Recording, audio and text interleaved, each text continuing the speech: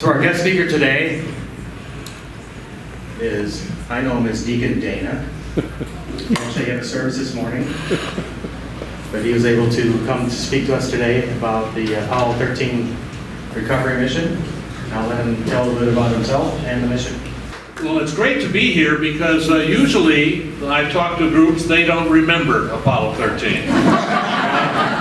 But I think most of you were alive then. Some of you may not remember it anyway, but that's all right. Yeah, there's a 82-year-old who was, this is 56 years ago. We forget how long ago it was. Quite a while. But our squadron, HS-4, was a helicopter anti-submarine squadron, but we also did search and rescue work. And so we were in Vietnam, came back, and got roped into doing a bunch of Apollo recoveries. And so we did. And then we went back to Vietnam. So we didn't spend too much time in the States during that period. It was a hectic time, as I think you probably all remember. Some of you do anyway. The Apollo 13 was an interesting one. Jim Lovell and Jack Swigert and Fred Hayes. The only one still alive is Fred Hayes, and he's 92. Jim Lovell just passed away this past year. Jack Swigert passed away quite a while ago. He had run for Congress, and before he could be seated, he died. I think it was a cancer, I believe he got, and it was a sad thing. All three of them are just terrific guys. We got to know them quite well because they never landed on the moon, so we actually got to be with them afterwards. They weren't locked up in some little cocoon there to keep us from all the moon bugs. Anyway, our mission was to recover these guys.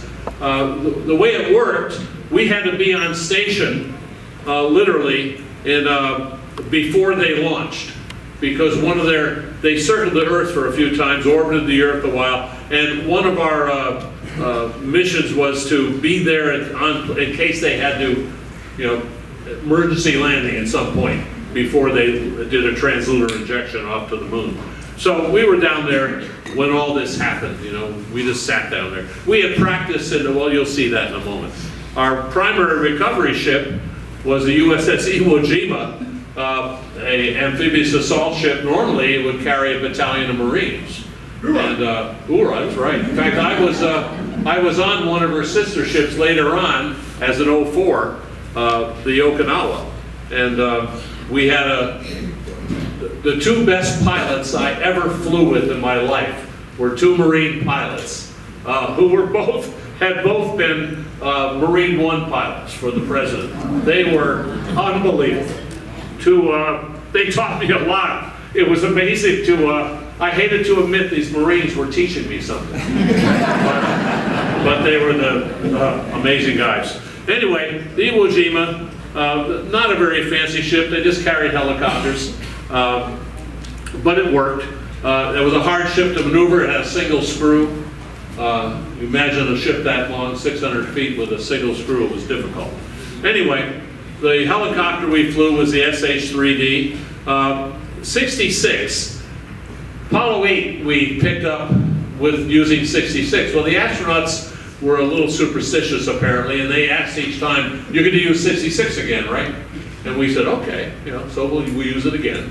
I remember talking to the skipper once, and I said, "What would happen if 66 went down? You couldn't use it, and something was wrong mechanically." He said, "We'd paint 66 on another one." So, that was our method. So it was Apollo 8, 10, 11, 12, and then 13. I was involved in 11, 12, and 13.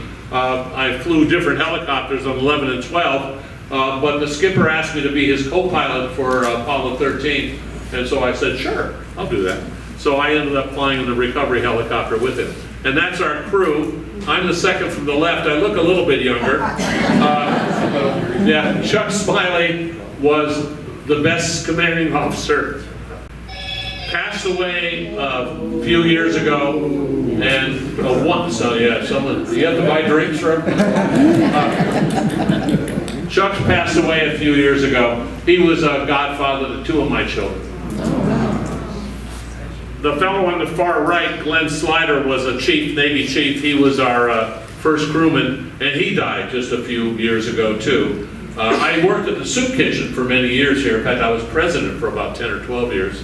And one day we brought in this woman to help us there as manager, and her name was Slider. And I started talking to her, and then her husband walked in. He was a retired Navy commander. And I said, you didn't have a relative or something who was a Navy chief air crewman? And he went, Glenn Slider? I said, yeah. He said, yeah, it's my brother. I mean, small world.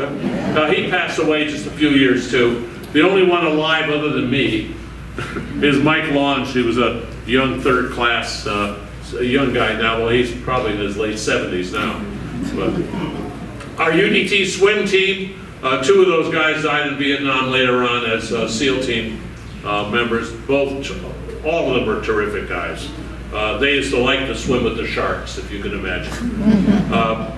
We practiced and practiced and practiced, and that was up in Hawaii. We went out to Hawaii from San Diego, and when we were in Hawaii, we picked up all the news people and everything else, and then we did a lot of practices out there with a dummy command module. It was kind of boring for us because we had been doing search and rescues and getting shot at and everything else, and the astronauts never shot at us. It was all really kind of routine for us, but NASA was very nervous about everything, so we had to go through all those wonderful procedures. We had a bunch of helicopters involved. The primary recovery was the one I was flying. We had a backup too in case something happened with ours. Two swim ones, which had swim teams aboard. A photo bird that was kind of interesting because the Navy didn't have a mount for TV cameras that could be used on a helicopter and didn't have all vibrations, you know. But Universal Studios did because they'd been doing that kind of thing with movies. And so we went up to Universal and had it installed in our helicopter, and we used it for that. It was really amazing. We had two relay birds. This is the days before we had really good satellite transmission. And so the relay birds would fly it for helicopters, we used to say at altitude, which is like 10,000 feet for us. And they would take all the UHF transmissions and retransmit them in HF to Houston. So it was kind of interesting. We steamed south from Hawaii, and we had to cross the line, of course. I had been there a couple of times before, so I got to play with these guys. But you didn't want to do that in a Navy ship. It'd be much better to do it on a cruise ship, I think. And then the launch was on the 11th. Now, another presentation I have that's quite a bit longer. I have little videos on there of a lot of things. But I had to take all the videos out. I couldn't do it here. We didn't have the time. But the target, of course, was the moon. And then about 200,000 miles out from Earth. Now, the moon's about 250,000 miles. 55 hours into the mission, they had a bit of a problem. The words, okay, Houston, we have a problem. We've got a problem. That's what they said. And then he said more than just a problem. And they did a little testing on it, and they found that if you can see the whole side of the service module is just blown out. They had an explosion in there, and it shut out the service module, which provided everything to the command module. So the guys had to get out of the command module, shut it all down, and hope they could start it up again and run on batteries. And they had to climb into the lunar module. And 3 guys, and it was only designed for 2 people, the lunar module. So, real challenge. 3's a crowd in the lunar module. The service module was dead, the command module was shut down, and the lunar module became the lifeboat. Now, of course, they weren't going to be landing on the moon. That was decided, no doubt about that. So, they had a problem, though. The lithium hydroxide, it's a sort of a cartridge that fit in the lunar module, and it would clean all the CO2 out of the air so you could breathe, you know. The trouble was that was designed to handle about 50 hours for 2 men, and they were going to have 90 hours for 3 men. And so they had to, and the other wonderful thing, to trying to design these things, they didn't make the cartridges the same size or to fit from the command module to the lunar module. So NASA had to get to work. And they had to design a fix to take the command module's cartridges and fit them into the lunar module. And so they sat there with the stuff that the guys had, duct tape. Believe it or not, it works. I said, they use WD-40 too? But they had duct tape, they had cardboard from the lunar module checklists that they weren't going to be using as far as landing on the moon, and they had other things that they could use there, and they made these, they actually designed a way to make the two attach. And it literally saved their lives, because that would have killed them. That's as close as they got. They had to fly around the moon. You can't just stop in space. You know, you work on gravity, basically. And so they go up, swing around the moon, using that slingshot around, and come back. And, you know, so that's a picture they took from the LEM. And you can see the moon is pretty devastating looking. Now, when they got back to Earth, re-entry, they had one shot. If you come in too shallow, you can literally skip off the atmosphere. And then you find yourself out in space with nowhere to go. You know, you're just launching and you can't stop it. So that would have been nasty. They'd eventually run out of air and that would be it. If you come in too steep, you burn up. Now, because they didn't have all of the computer access they would have had if they had had all the power, Jim Lovell and basically Jim Lovell had to take star sightings and everything and sun sightings to be able to get the right angle and everything to come in. So it was very early aviation type stuff they had to use. Good to have a couple of experienced pilots. Jim Lovell, by the way, also had an advanced degree in rocketry, so he really was a rocket scientist. The recovery was April 17th. And it was down in the splashdown area, was south of Pago Pago in the American Samoa, and west of Tahiti, so in the true South Pacific. They launched the helos early that morning. The Navy always does everything early. And so off we went. And we sat up there and orbited about, I don't know, 3,000 or 4,000 feet, just waiting. There's the ship down there. It was a nice day. That was good. We had a pretty sea state of about 2, which is a pretty calm sea state, so that was good too. And then our first sighting, I took these pictures. A lot of these pictures I took from the in my old Leica 3F that I had in those days. And they're picture perfect coming down. All 3 chutes open and splashdown. I took that out of the lower window to take a shot of that. But the skipper said, "I'll fly now, you just take pictures." I said, "Okay." And he let me make one or two of the recoveries back there. And there he is. And we went to work. They had to drop the swimmers in the water first to then put flotation collar around the, you can see down the lower right, you can see the flotation collar already around it. The UDT guys did that. Then they drop a life raft. And they connect that to the flotation collar, open the hatch, and they invite the astronauts to come on out. And we come into position then, lowered that net. I should get this, you can see it. Lowered that net right there. It was called the Billy Pugh net. It was named after a Coast Guardsman who invented it. You know, they used to have the old horse collars. You remember those things? Some of you probably got pulled up in one of those at some point.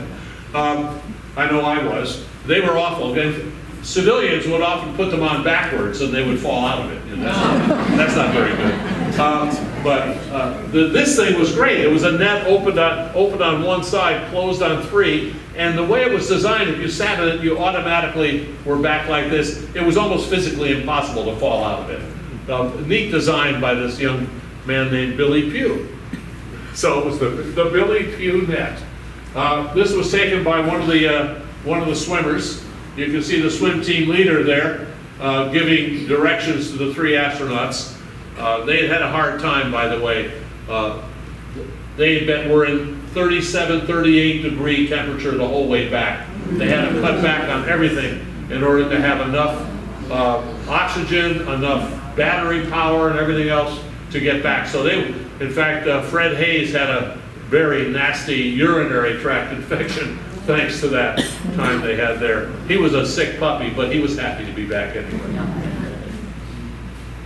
That's the view from our helicopters. We came in, you can see two of them down there. I think we just picked up one of them, probably Fred, and then we're swinging over to haul him up so we wouldn't put a lot of rotor wash on the command module there. You can see the Billy Pugh net there. Oh, that's neat. And how it worked. It was normally a 40-foot hover. You know, we did most of our recoveries, unless you really had an emergency thing and you had to get down close.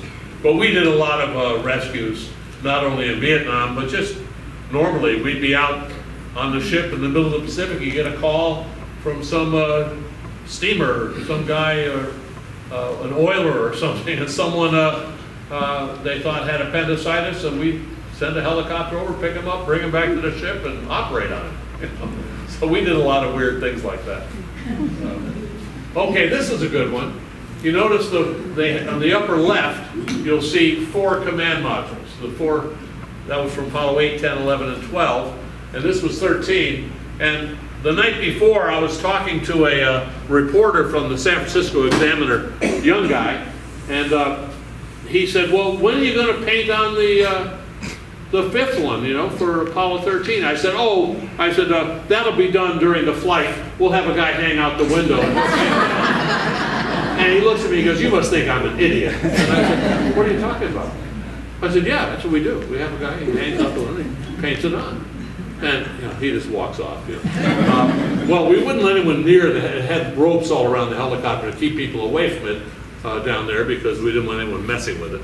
And we had a lot of news people aboard. So the next day, the way we had it, you pick them up and then you make a long turn to come around and fly your recovery, your landing in. And during that time, that right window is away from the ship. And we already had it all painted on. It was covered up with this stuff they made that was identical in color and everything else to the coloring of the helicopter. And it had a little piece of wire attached to it. And all the skipper did was reach out there, you can see him doing it, and he pulls it off and it opens. So this guy, we come around and he was up there in the vulture row, and he sees it, and he says, I guess they did. So he writes an article. Yeah, well, the skipper got a call from some admiral back, you know, and said, what is this? What are you doing, having a guy hanging out the window? And he goes, I don't know where he got that idea. I never said a word to Chuck Smiley about it. Yeah, anyway. Yeah, we had some funny things. 66 landed, and of course the whole world was there, the important people. And the guys came out. This young fella here, Elijah Pitts, he was an airman, and he was always a problem child, and they all worked for me. I was the line division officer at the time. And so I said, I'm going to make you plane captain for 66. And I tell you, he became the absolute best lineman we ever had. I think he kept, his mother even called me when I got back to San Diego to thank me for doing that. I just figured he needed a challenge. Good kid. Prayer of Thanksgiving. And then they have to retrieve the command module using the boat and aircraft crane, which is, you know, we had a special, NASA had a special cart for the command module that fit on it beautifully. Now, the nice thing here was the astronauts didn't have to go into confinement. Remember on the other ones they did? But didn't have to here. So we got a chance to spend dinner with them and talk to them and flew them in on helicopters into Pango Pango the day or two later. Now, what happened was we had 3 helicopters to fly the 3 astronauts in about 100 miles into Samoa, and we were going to be flying Jim Lovell. And I asked him, I said, Captain Lovell, would you like to, you know, take a seat and fly with the skipper? And he went, oh man, yeah, you don't mind? I said, no, I'll sit in the jump seat here, you know, keep you out of trouble. And he looks at he goes, man, these helicopters are getting really complicated. And I'm thinking, the guy just went to the moon. He's talking about complicated helicopters. They actually had some helicopter time. They used to fly little H-13 bubble nose because it flew a lot like the lunar module. It handled pretty much the same way. American Samoa, beautiful place. I went back there once later on just to see it again. The people were very friendly. There were a lot of kids there named Apollo. And I'm not kidding, little kids in there. They named them after astronauts. You know, it's really kind of neat. All those people lined up. I think that's an Air Force crew there for that. That's a joke. You know, that the Air Force has so many people. Sorry, all you Air Force guys. Any Navy aviators in here? Hey, there's one. God bless you. Okay, the Samoan governor greet the celebrities. They just wanted to go home. We flew back to the Iwo Jima, and when we were in Hawaii, I took the Hilo one day and decided I wanted to take the exact flight that the Japanese took going into Pearl Harbor. I wanted to see what it was like, and that was part of that flight. Yeah, I followed their path of all their bombers exactly at about the same altitude. There we are with the Arizona. You can see the Arizona here, and that's a national cemetery and everything else, you know. And then we all manned the rails for the Arizona. Then we got back to the nice thing about being a pilot, you got to fly in off the ship, you know, so you didn't have to wait on the ship and, you know, tie up and all that stuff. We got to fly in. And we were in Imperial Beach, California then, which was right on the border. In fact, our base abutted the Mexican border. And so here we are, feet dry, and that's Mexico behind us. That little water area separates the two. Then we have a cake. The Navy always has a cake. Right? Yeah. So I got to cut the cake with the skipper. So we cut it up, and then we went back to Vietnam. You know. So anyway, any questions? Yes. Where is that helicopter now? That helicopter, unfortunately, is in the bottom of the Pacific. What happened years later? A couple of guys from the air group, you know, they were officers assigned to the air group, needed flight time, and they went out for a flight and had a transmission problem, then had an engine problem, put it in the water off San Diego. It's about 10,000 feet down, I'm told.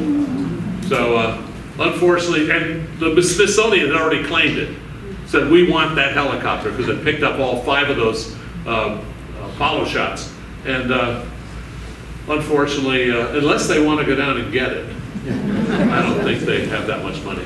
How close is the movie Apollo 13 to reality? It's very close. I've seen the movie and I've read the book. In fact, here's an interesting thing. I spent 12 years active duty and then another 16 in the reserves, flying the whole time, and retired as a Navy captain. But I was working, I had a consulting business up there on Cape Cod where I live, and I'm sitting there on my deck one day with my little computer doing work, and the phone rings. I had a phone out there too, so I answered, and it's Chuck Smiley. He goes, I'm sitting here, he's in this nice little cafe in Hollywood, and Tom Hanks was sitting across from him, and what was the director's name? You know, Steven Spielberg. yeah, no. Yeah, Ron Howard.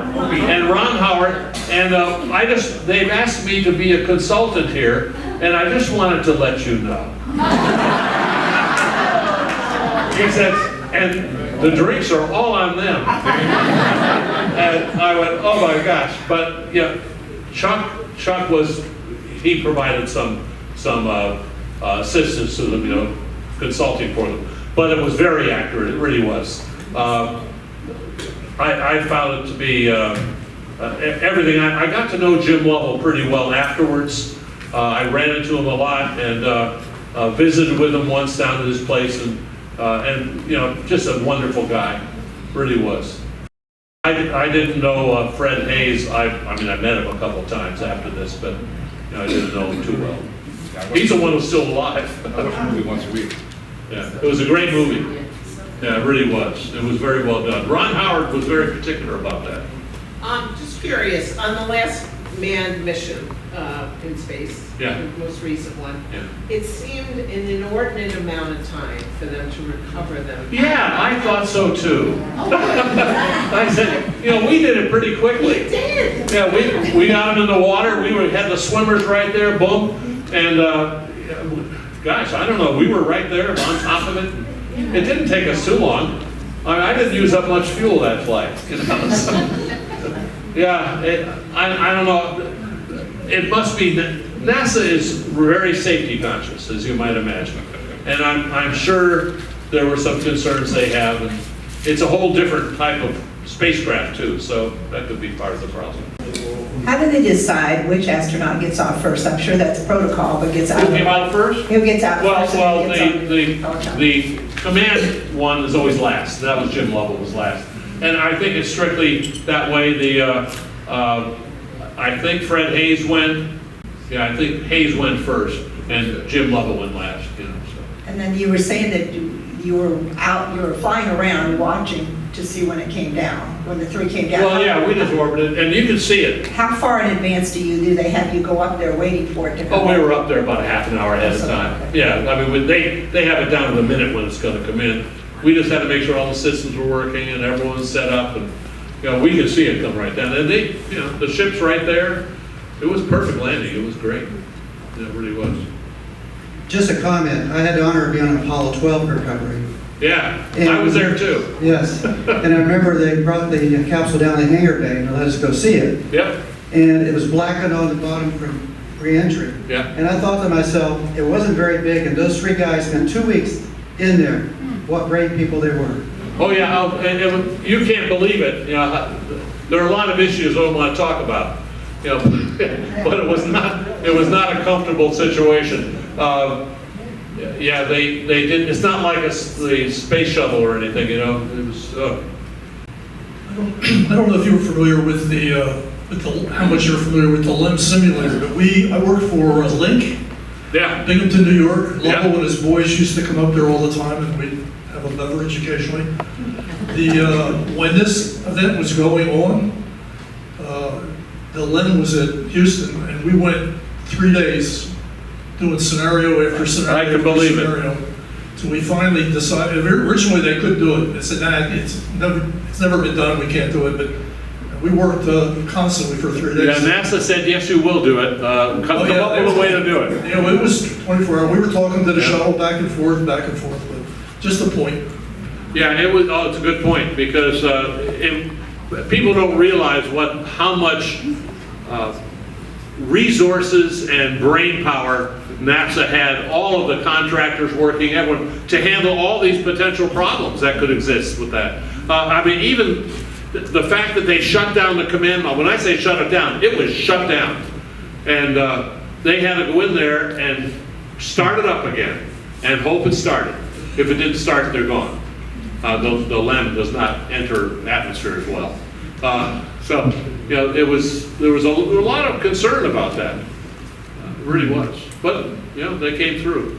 We got one more question. I have another question. I understand the initial designs of the command module had no window Yeah. at all. And had any thought been given to what could have happened had there not been a window to be able to do the navigation? To get Well, that was one of the reasons. I think one of the things you found were the astronauts. NASA was pretty good about listening to astronauts, and the astronauts had a lot of, because they were all pilots and they were very experienced aviators. The astronauts said, "Well, here's some scenarios that could occur, and we might need windows to be able to do stuff." And I guess NASA relented. I'm told a lot of that came from the astronauts themselves, which makes sense. Anyway, that's it. I think that was the last one.